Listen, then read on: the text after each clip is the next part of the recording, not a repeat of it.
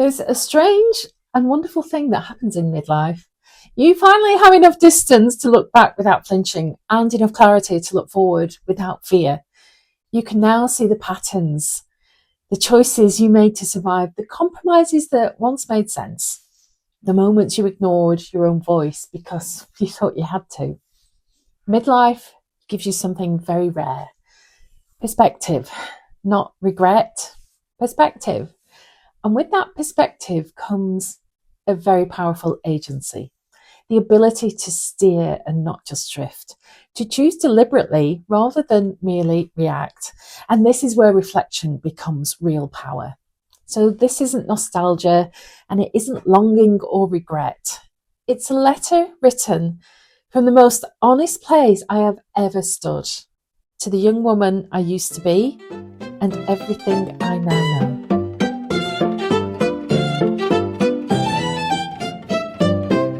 Dear Andy, I'm writing to you from the future. You don't need to panic. You don't need to rush, and you don't need to become anyone else to earn your place here.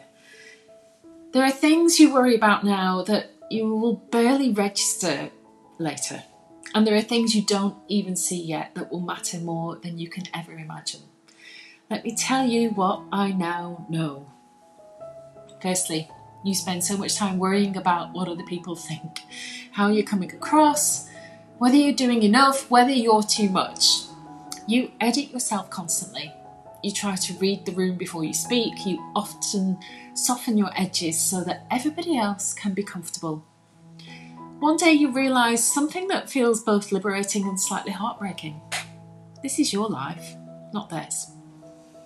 Most people are far too busy thinking about themselves to be thinking about you. And the ones who do have opinions, they don't get a vote. Your job is not to be understood by everyone. Your job is to live a life that feels honest when you're alone with your thoughts. Here's another truth I wish you'd known sooner. Your inner circle will be small, very small. There will be people you like, people you respect, people you work with, laugh with, even care about. But the number of people who truly consistently have your best interests at heart, that list is very short. Your parents, your partner, your children, a handful at most. Everyone else has their own life to protect, their own worries, their own survival to manage.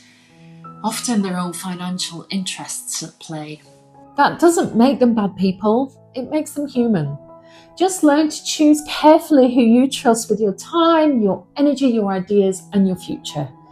Not everyone who smiles at you is walking in the same direction. Now listen closely, this one really matters, and it took me a long time to realise. Nobody is coming to save you. Not your employer, not the system, not the government, not some future version of life where everything magically clicks into place. There is no office somewhere where people are sitting around asking, how can we make Andy's life easier, fuller, freer? That responsibility belongs to you and you alone.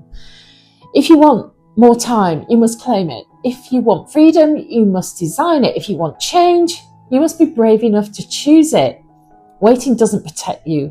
It only delays the inevitable moment where you realise you should have acted sooner. Okay, the next one. Time to forget your school conditioning. You've been taught to believe that employment is the ultimate goal, that security comes from being needed, that loyalty will be rewarded. And sometimes employment is wonderful, meaningful, stable, even joyful. But understand this clearly, it is a trade. You are exchanging your time, your energy, your creativity for money. And once your time is contracted, it is no longer yours. And no matter how kind the workplace, no matter how good the conditions, no matter how senior the role and well paid it is, as long as someone else owns your hours, your freedom will always be limited. You don't need to reject work, but you do need to see it clearly for what it is and never confuse security with fulfillment. And finally, the truth that changes everything. You only get one life. Not a rehearsal, not a second draft. This one. Every day you wake up is not guaranteed. For many people, the day they plan to start living never arrived. Worry doesn't fix a thing. Overthinking doesn't protect you. Fear doesn't add years to your life.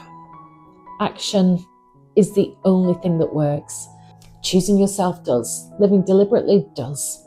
One day you'll understand that peace isn't found in playing it safe. It's found in knowing you were brave enough to live honestly. So please stop waiting for permission. Stop shrinking your dreams. Stop assuming there's more time later. Later is not promised, but today is yours. With love, from the woman you become.